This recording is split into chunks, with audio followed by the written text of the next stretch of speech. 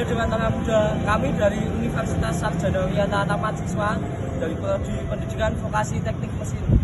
Dengan saya Ignatius Dinotio Wijayanto, saya Jolene Nikorembi, saya Putra Widya Setiawan. Di sini kita akan mengulik beberapa sejarah dari berdirinya Taman Siswa dan melihat beberapa peninggalan dari Ki Hajar Dewantara.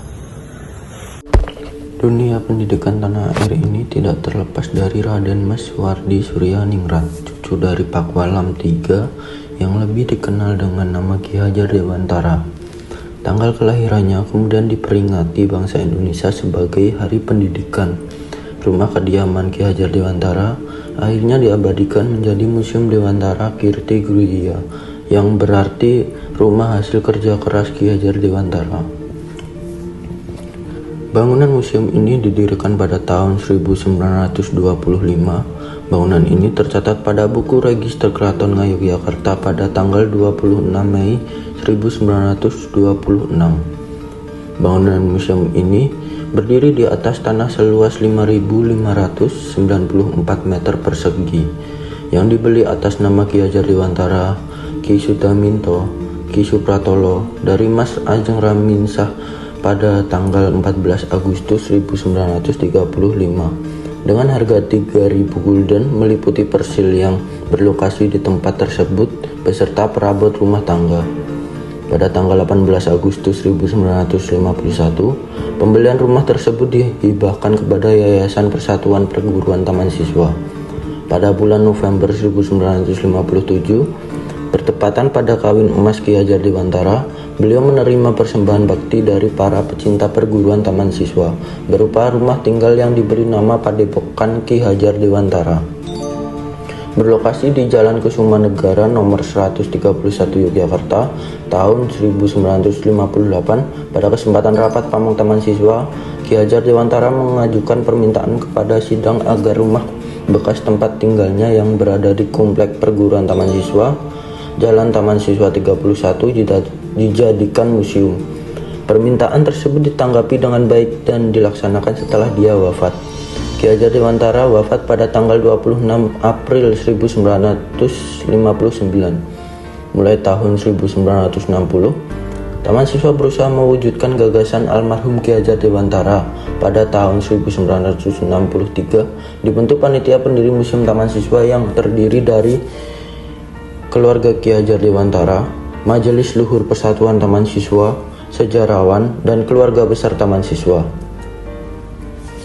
Pada tanggal 2 Mei 1970, bertepatan dengan Hari Pendidikan Nasional, museum diresmikan dan dibuka untuk umum oleh Nyi Hajar Dewantara sebagai pemimpin umum Taman Siswa. Museum diberi nama Dewantara Kirti Griya. Nama tersebut pemberian dari Bapak Hadiwijono, seorang ahli bahasa Jawa yang artinya rumah yang berisi hasil kerja Ki Hajar Dewantara.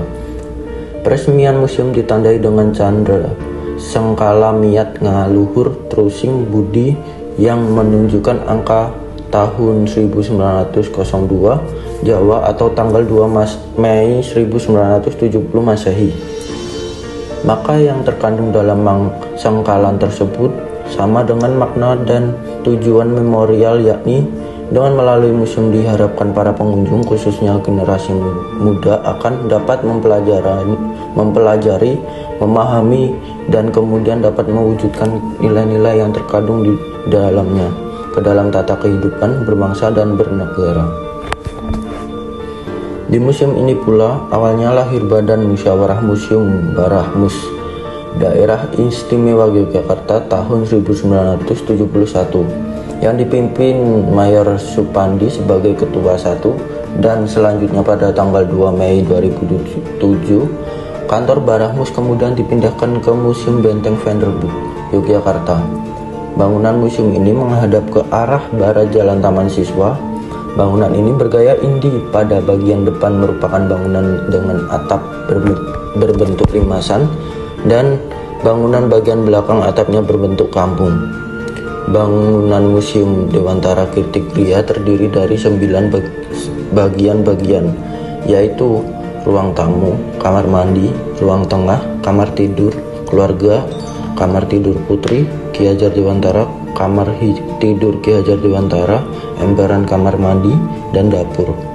Koleksi utama dari museum yang berjumlah 1305 ini yakni benda-benda peninggalan sejarah perjuangan Ki Hajar Dewantara dan Taman Siswa.